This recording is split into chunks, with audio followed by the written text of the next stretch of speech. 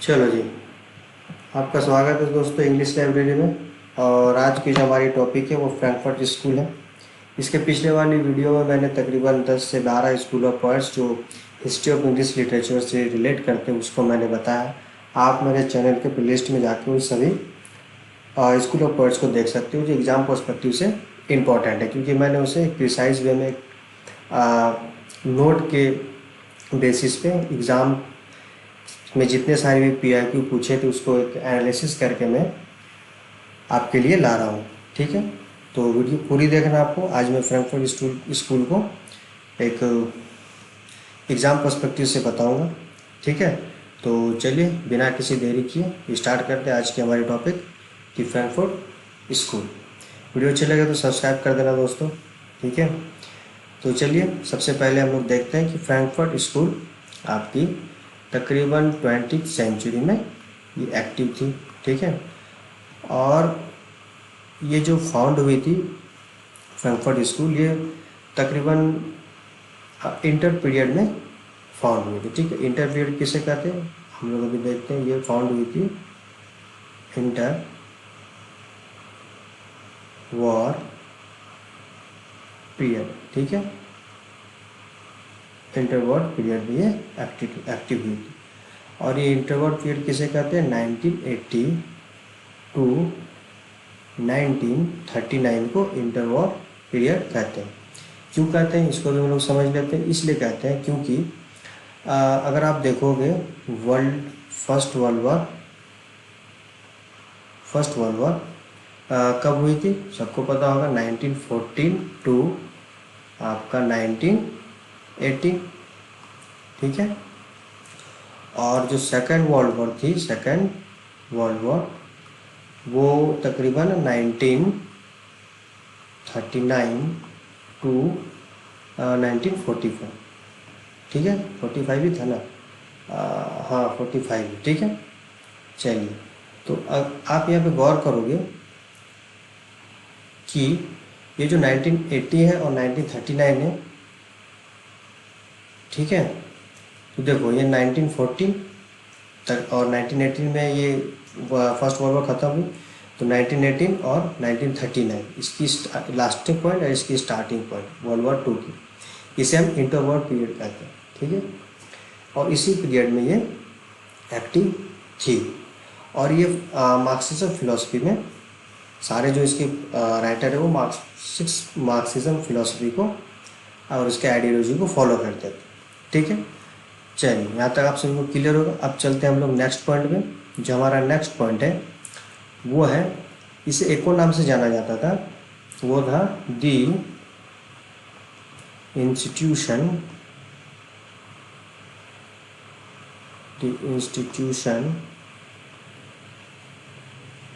Of social research research. ठीक है, इस नाम से भी इसे जाना जाता है। ये फाउंड कहाँ हुई थी? ऑल्सो कॉल्ड, यहाँ लिख देता हूँ ताकि ऑल्सो कॉल्ड। ओके, अब मैं पेन का कलर चेंज करता हूँ। अब हम लोग नेक्स्ट पॉइंट पे चलते हैं। हमारा नेक्स्ट पॉइंट ये है कि ये फाउंड कहाँ हुई थी? ये फाउंड हुई थी FOUND, फाउंड एट एक गीत यूनिवर्सिटी थी, GOETHE। ये एच है। ठीक है, लग रहा भाई? नहीं लग रहा, नहीं। चलिए कोई नहीं, इसको थोड़ा सुधार लिया जाए। आ जाओ, गीत यूनिवर्सिटी।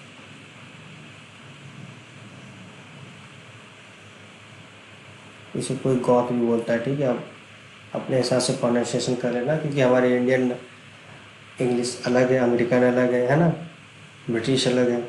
तो फाउंडेड एट गीत यूनिवर्सिटी, ये कहाँ थी? ये फ्रैंकफर्ट एक यूनिवर्सिटी है, उसी के नाम पे इसे फ्रैंकफर्ट भी नाम दिया गया और the institution of social science भी कहा गया। ठीक है, फ्रैंक और जर्मन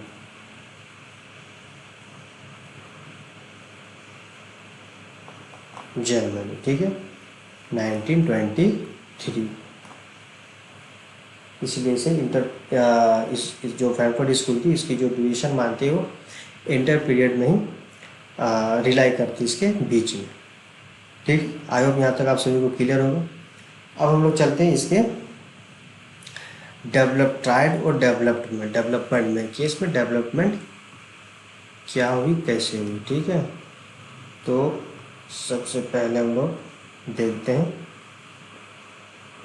कि इस पे जो राइटर जुड़े थे दोस्तों, वो राइटर जो थे जनरली मार्क्सिस्ट फिलोसफी को आइडियलाइज करते थे। ठीक है,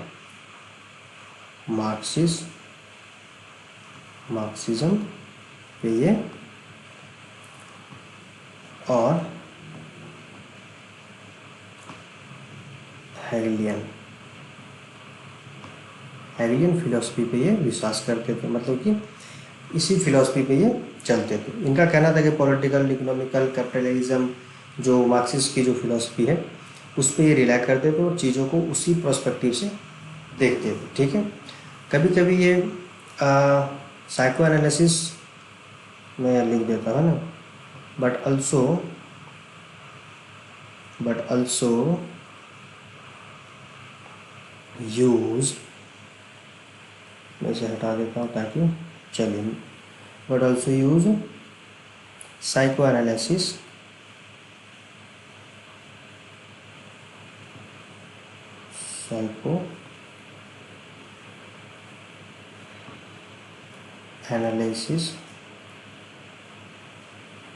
PSYCHOANA,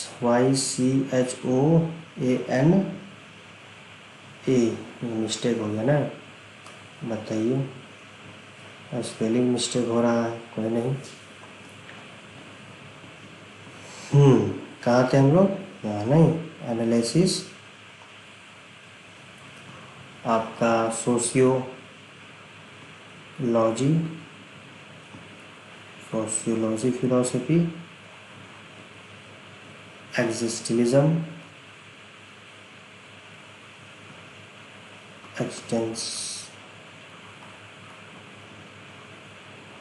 ठीक है, फिलोसफी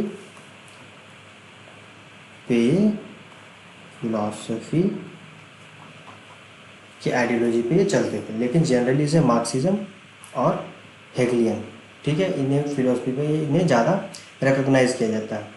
और ये मार्क्सिज्म किसने दिया था, आई होप आप सभी को ये आना चाहिए, क्योंकि भाई ये तो मैंडेटरी है कि इंग्लिश ऑफ लिटरेचर पढ़ रहे हो और इसे ना जानो था ना। ये कार्ल मार्क्स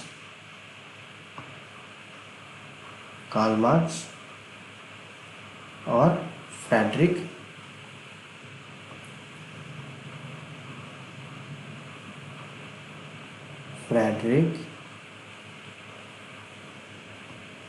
एगल ने मार्क्सिज्म की थ्योरी दी। ठीक है, तकरीबन 1852 आई थिंक, मैं कंफ्यूज हो रहा हूँ।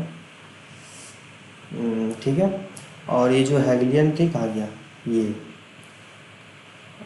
हेगलियन थ्योरी दी थी, आई होप आपसे वो क्लियर दिख रहा होगा। इनका नाम था G.W.F. हेगल।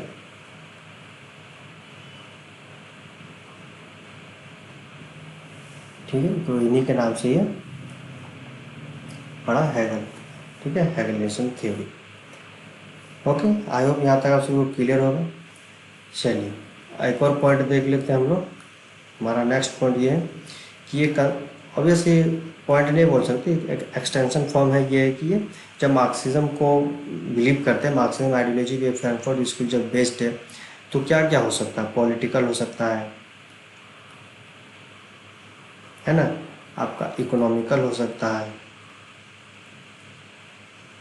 इकोनॉमिक हो सकता है, सोशियोलॉजिकल हो सकता है, सोशिएटल हो सकता है ना।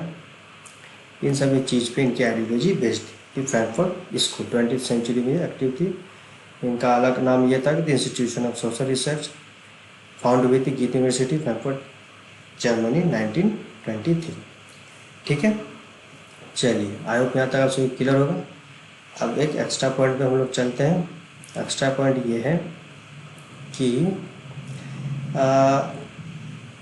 ये 1923 में एग्जाइल हो गए थे। एग्जाइल यानी कि वनवास चल गए थे, बाहर निकल गए थे, ठीक है। एग्जाइल इन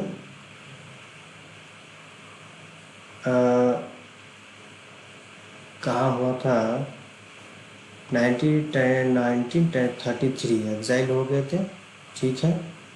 और हाँ, और रीलोकेट यानी कि exile,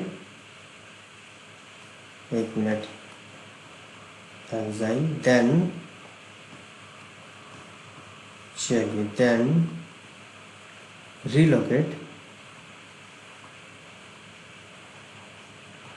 relocated in New York,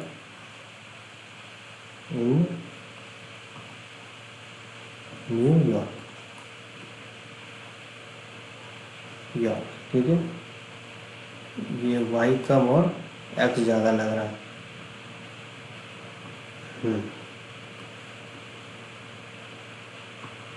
New York, ठीक है।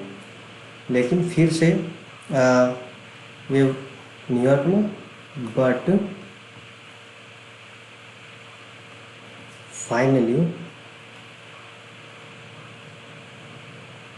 फाइनली रिटर्न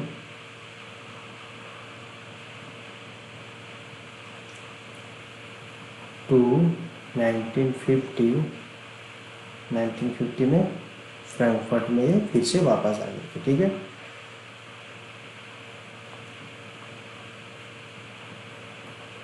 यानी कि 1933 में एग्जाइल मतलब बाहर चले गए थे, क्योंकि बहुत सारे वहाँ भाषा मच गई थी इनके आइडियोलॉजी को लेके, ठीक है, न्यूयॉर्क में।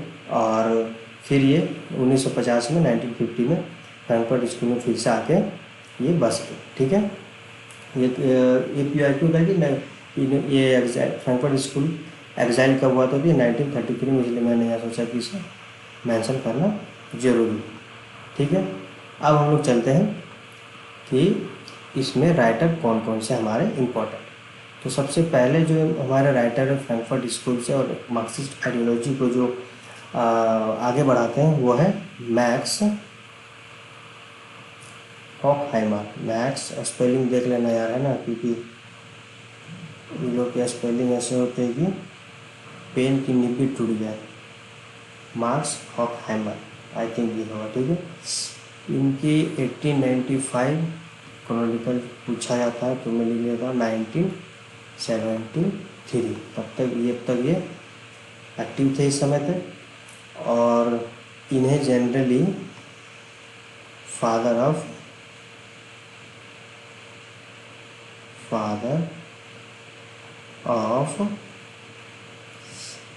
क्रिटिकल थ्योरी कहते हैं। Critical theory, father of critical theory कहते हैं। इनके एक दो वर्क हैं, वर्क ऐसे पूछते नहीं हैं, बट लिख लो। एक्लिप्स ऑफ रीजन, इनका इम्पोर्टेंट मतलब कह सकते हैं कि one of the famous work है इनका, एक्लिप्स ऑफ रीजन। दूसरा है culture and domination. Marxist philosophy आप जान गए तो अब समझ जाना कि किसके बारे में बात हुई, एग्जाम में कंफ्यूज मत करना, ठीक है। Domination, okay. चलिए अब चलते हैं हम लोग नेक्स्ट पेज में, और हमारे आगे के राइटर को देखते हैं। हमारा नेक्स्ट राइटर है थियोडोर अडोर्नो। ये भी मार्क्सिस्ट है ना, जो इससे जुड़े हैं वो मार्क्सिस्ट थे। आप इतना दिमाग में बैठा लेना, क्योंकि एग्जाम में कभी कभी पूछे जाते हैं कि ये कौन से मार्क्सिस्ट थे, कौन नहीं थे, है ना, कौन से किस कंट्री से बिलोंग करते थे, सारा चीज़ कभी भी कुछ ही पूछ सकती है इसी वाले, तो इनका कभी भरोसा है नहीं गुरु। चलिए, इनका वर्क था कि नेगेटिव डायलेक्ट्स, ये इम्पोर्टेंट है। नेगेटिव, एक मिनट, हाँ, नेगेटिव डाइलेक्ट,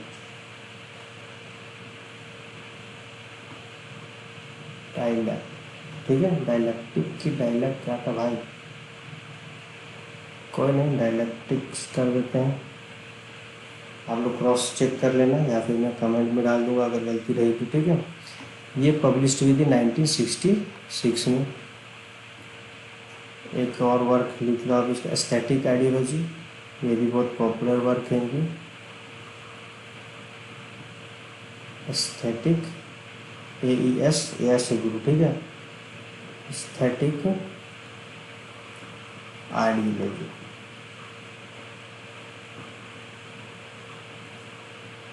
आइडियोलॉजी, ये आई थी तकरीबन 1917। कब आई थी, जब ये स्वर्ग सिधार गए थे उसके बाद, पोस्टुमसली, ठीक है।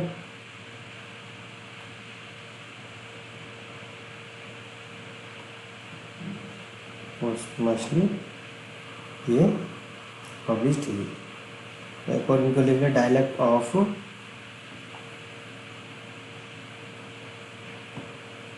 डायलेक्टिक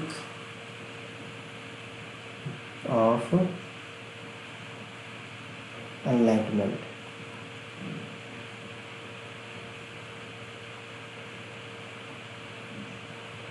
एनलाइटमेंट, ENGLIGHTENEMENT, है ना। हाँ, एनलाइटमेंट सही लग रहा भाई। चलिए 1947 में ये वर्क इनकी पब्लिश हुई। ठीक है दोस्तों, अब चलते हैं हम लोग नेक्स्ट पेज में और देखते हैं कि हमारे कौन से नेक्स्ट इम्पोर्टेंट राइटर है। पेन की कलर पहले चेंज कर लिया जाए। चलिए,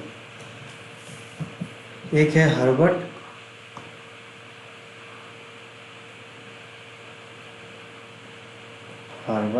मार्क्यूज।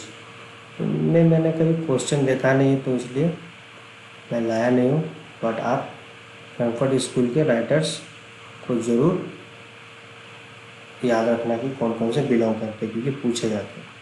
नेक्स्ट जो हमारा राइटर है Walter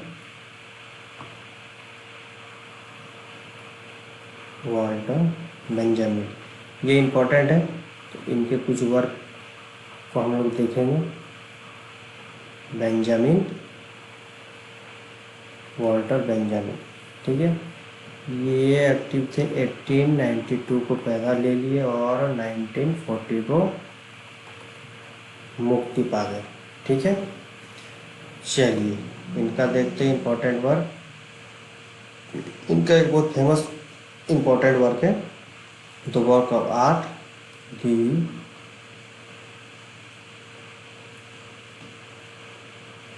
work of art in the age of mechanical reproduction.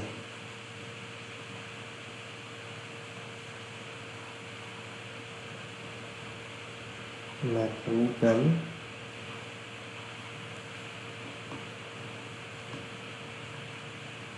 Reproduction.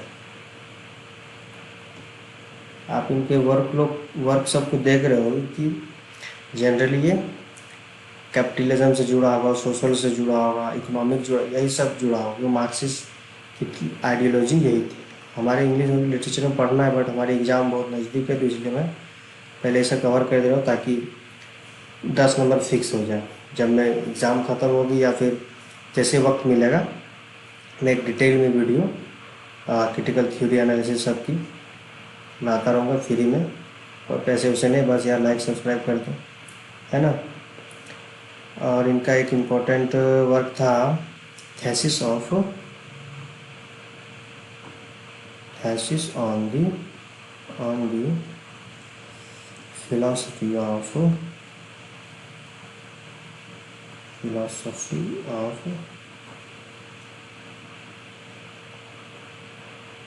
History. और भी इनके हैं वर्क, लेकिन आप चाहो तो गूगल करके मतलब देख लो, क्योंकि बस मुझे जो एग्ज़ाम PYQ में दिखा मैंने उसे ही लाया है। और ये सब वर्क इनके हाईलाइटेड वर्क है तो इम्पोर्टेंट भी हो जाते हैं, इसीलिए मैंने ऐसे सारे वर्क को कंबाइन किया, ये 2 वर्क जो इनके। ऐसे तो वर्क बहुत सारे हैं, है ना, बट एक आइडियोलॉजी में दे रहा हूँ ताकि अगर आप अपने एक रास्ता मैंने बता दिया कि ये सब है इम्पोर्टेंट। आप चाहो तो एक डिटेल एनालिसिस, चाहो नहीं करना भी चाहिए, हमने भी किया है ना। फ्रेडरिक